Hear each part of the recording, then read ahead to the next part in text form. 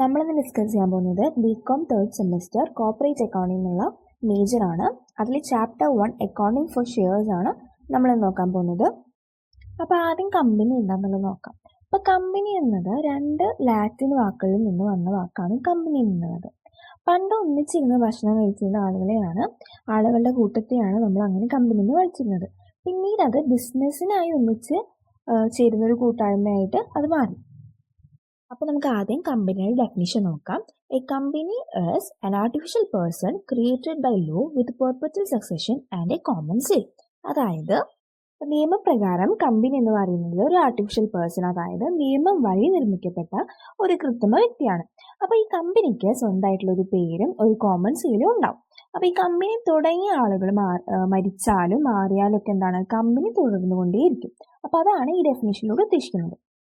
നമ്മൾ കമ്പനി എന്താണെന്നുള്ളത് നോക്കി ഇനി നമുക്ക് ഷെയർസ് എന്താണെന്നുള്ളത് നോക്കാം. അപ്പോൾ ഒരു കമ്പനിക്ക് ബിസിനസ് നടത്താനായിട്ട് വലിയ തുക ആവശ്യമായിട്ട് വരും. അപ്പോൾ ഇതൊക്കെ കണ്ടെത്താൻ ഭയങ്കര ബുദ്ധിമുട്ടായിരിക്കും. അപ്പോൾ അതിനായിട്ട് കമ്പനി അവർക്ക് ആവശ്യമായിട്ടുള്ള തുക ചെറിയ ചെറിയ തുല്യ ഭാഗങ്ങളായിട്ട് മാറ്റും. ഈ ചെറിയ ഭാഗങ്ങളെ ഈ തുല്യ ഭാഗങ്ങളായി മാറ്റിയിട്ടുള്ള അതിനെയാണ് നമ്മൾ ഷെയർസ് എന്ന് വിളിക്കുന്നത്. അപ്പോൾ ഇങ്ങനെ നമ്മൾ ഈ ഷെയർസിനെ ഇൻഡിവിജ്വൽസും ഇൻസ്റ്റിറ്റ്യൂഷൻസും ഒക്കെ വാങ്ങിക്കും. ഈ വാങ്ങിക്കുന്നവരെയാണ് നമ്മൾ ഷെയർ ഹോൾഡേഴ്സ് എന്ന് പറയുന്നത്. അതായത് ആ കമ്പനിയുടെ യഥാർത്ഥ ഉടമസ്ഥർ എന്ന് പറയുന്നത് ഷെയർ ഹോൾഡേഴ്സ് ആണ്. അപ്പോൾ നമുക്ക് ഇനി എന്തൊക്കെയാണ് types of categories of share capital എന്തൊക്കെയാണെന്നുള്ളത് നോക്കാം. പക്ഷേ ഒരു കമ്പനിക്ക് എത്ര രൂപ വേണമെങ്കിലും ഇങ്ങനെ ജനങ്ങളിൽ നിന്ന് പിരിച്ചെടുക്കാനായിട്ട് പറ്റില്ല, അതിനൊരു പരിധി ഉണ്ട്. അപ്പോൾ അതിനാണ് നമ്മൾ അതോറൈസ്ഡ് ക്യാപിറ്റൽ എന്ന് പറയുന്നത്. ഒരു കമ്പനിക്ക് അവരുടെ ജീവിതകാലത്ത് പൊതുജനങ്ങളിൽ നിന്ന് പരമാവധി പിടിച്ചെടുക്കാൻ പറ്റുന്ന നിയമപ്രകാരമായിട്ടുള്ള തുകയാണ് ഈ അതോറൈസ്ഡ് ക്യാപിറ്റൽ എന്ന് പറയുന്നത്. അതാണ് this is the maximum amount of capital that a company can collect from the public by issue of shares. അപ്പോൾ ഈ അതോറൈസ്ഡ് ക്യാപിറ്റലിനെ നമ്മൾ നോമിനൽ ക്യാപിറ്റൽ എന്നും അതുപോലെ തന്നെ രജിസ്റ്റേർഡ് ക്യാപിറ്റൽ എന്നും പറയാറുണ്ട്.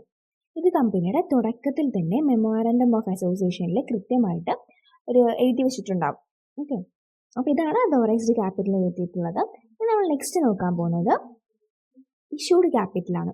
It is that part of authorized capital which is issued to the public for subscription. അതായത് പബ്ലിക്കിന് സബ്സ്ക്രിപ്ഷന് വേണ്ടിയിട്ട് ഇഷ്യൂ ചെയ്തിട്ടുള്ള അതോറൈസ്ഡ് ക്യാപിറ്റലിൻ്റെ ഒരു ഭാഗമാണ് ഈ ഇഷ്യൂഡ് ക്യാപിറ്റൽ എന്ന് പറയുന്നത്.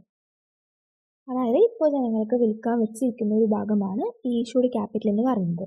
അപ്പോൾ ഈ വിൽക്കാൻ വെക്കാത്ത ബാക്കി ഭാഗത്തിന് നമ്മൾ എന്താ പറയുക, അൺഇഷ്യൂഡ് ക്യാപിറ്റൽ എന്നുള്ളത്. അപ്പോൾ ഈ അൺഇഷ്യൂഡ് ക്യാപിറ്റൽ എന്ന് പറയുന്നത് പിന്നീട് ഈ അഡീഷണൽ ക്യാപിറ്റലിൻ്റെ ആവശ്യത്തിന് വേണ്ടിയിട്ട് ഇഷ്യൂ ചെയ്യാൻ വെച്ചതോ അല്ലെങ്കിൽ പിന്നീട് കമ്പനി വിൽക്കാൻ വിചാരിച്ചിട്ടുള്ള ആ ഒരു പാർട്ട് ഓഫ് ക്യാപിറ്റലാണ് നമ്മൾ അൺഇഷ്യൂഡ് ക്യാപിറ്റൽ എന്ന് പറയുന്നത്. ഇനി നെക്സ്റ്റ് പോയിന്റ് എന്ന് പറയുന്നത് subscribed capital. It is that portion of the issued capital which is actually subscribed by the public. If all the shares are fully subscribed by the public, subscribed capital will be same as the issued capital.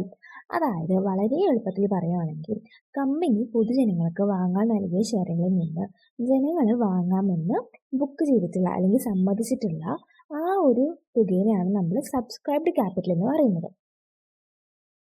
ഇപ്പോൾ ജനങ്ങൾ ആ capital മുഴുവനായിട്ട് book ചെയ്തിട്ടുണ്ടാവും. Issued ക്യാപിറ്റലും subscribed ക്യാപിറ്റലും same ആയിരിക്കും, അതാണ് പറയുന്നത്.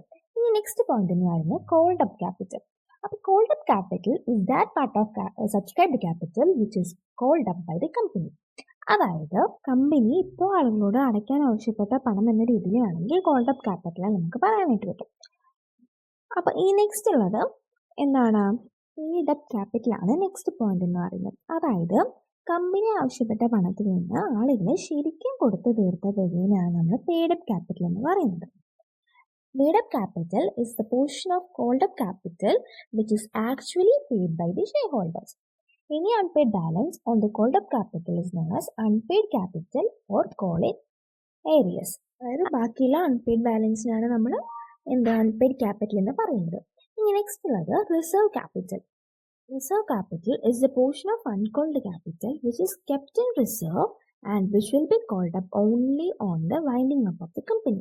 In short, reserve capital refers to capital reserved for winding up only.